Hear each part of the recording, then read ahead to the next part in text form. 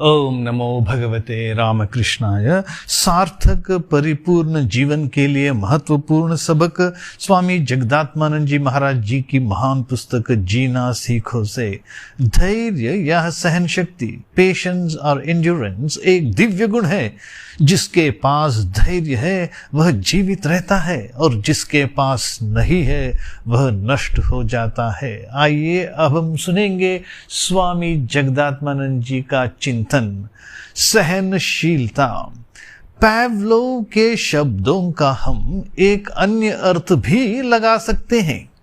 किसी क्षेत्र या विषय में उच्च कुशलता व सफलता की प्राप्ति हेतु हम में तीव्र रुचि व कार्य में निरंतर धीरे धीरे बढ़ने का धैर्य होना चाहिए। धैर्य ही तो प्रेम के द्वार की दहलीज है। यद्यपि हमारे भीतर अनंत क्षमता है, तथापि हम तैयारी के बिना दौड़ प्रतियोगिता में भाग नहीं ले सकते। हमें अपनी वर्तमान अवस्था से ही उठना पड़ेगा। हमें अपने बल व क्षमता को आंकना होगा और यह जानना होगा कि हम उन्हें किस हद तक और कैसे बढ़ा सकते हैं।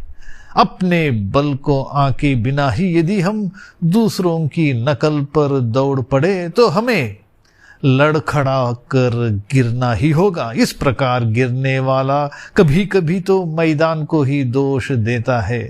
ऐसे लोग अपने दोषों की सफाई देकर अपने से आगे निकल जाने वालों के प्रति द्वेष भाव पाले तो वे और भी अधिक कष्ट उठाते हैं। ऐसा धैर्य के अभाव से होता है। आगे बढ़ने के इच्छुक में धैर्य का गुण होना जरूरी है। संत स्वामी वादिराज ने किसी के व्यक्तित्व के पूर्ण विकास में धैर्य का अतिशय महत्व समझा था। उन्होंने धैर्य को तप के तुल्य माना है। निम्नलिखित पद्य में उन्होंने अपने धैर्य का संदेश दिया है।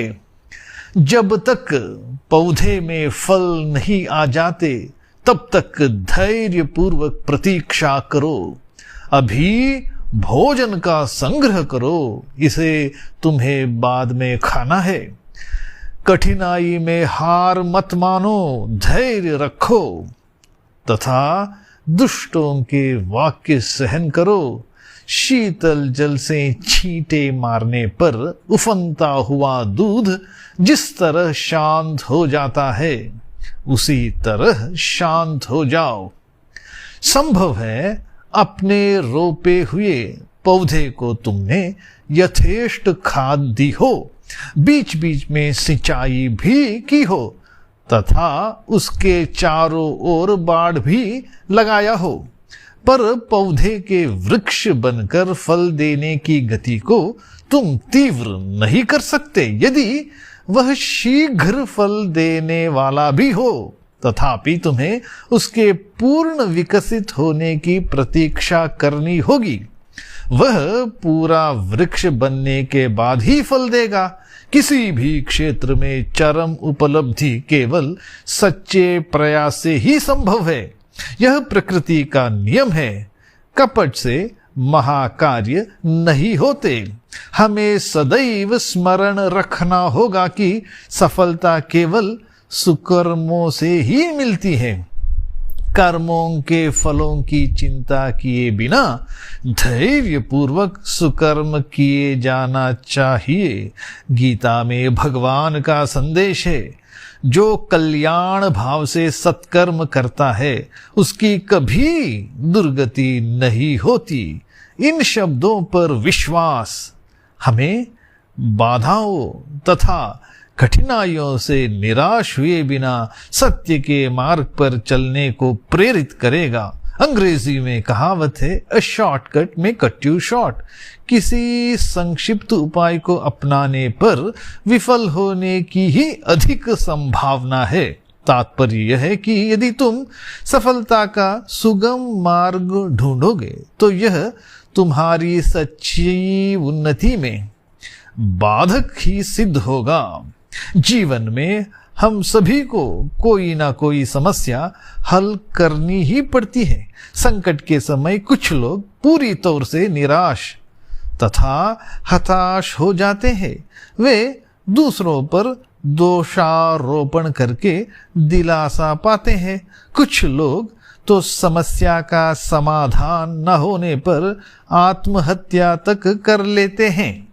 मानव जीवन में सुख या दुख सदा नहीं रहते। भले ही हमें पसंद न हो, परंतु जीवन में दुख तो आएंगे ही।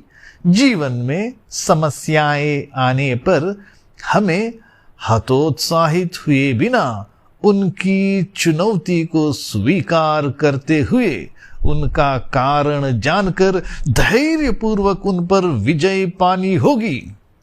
परम सच्चे, महान तथा परोपकारी लोग भी आलोचना तथा बदनामी से बच नहीं पाते। फिर साधारण लोगों की तो बात ही क्या है। समस्त झूठे आरोपों या आलोचनाओं को सहन करने की आवश्यकता नहीं। जहां प्रतिरोध उचित हो, प्रतिक्रिया स्वाभाविक हो, वहां उन्हें व्यक्त करना ही कर्तव्य है। पर हर छोटी बात पर क्रुद्ध होना या उसके निराकरण का प्रयास करना कोरी मूर्खता है। इस अपमान के आधार को सत्य ही समाप्त कर सकता है। दूसरी दृष्टि से देखें तो आलोचक हमारा भला ही करते हैं, क्योंकि हमारे दोष या भूले बताकर वे हमारे शिक्षक का कार्य करते हैं। हमें धैर्य के द्वारा ही इसका बोध होता है।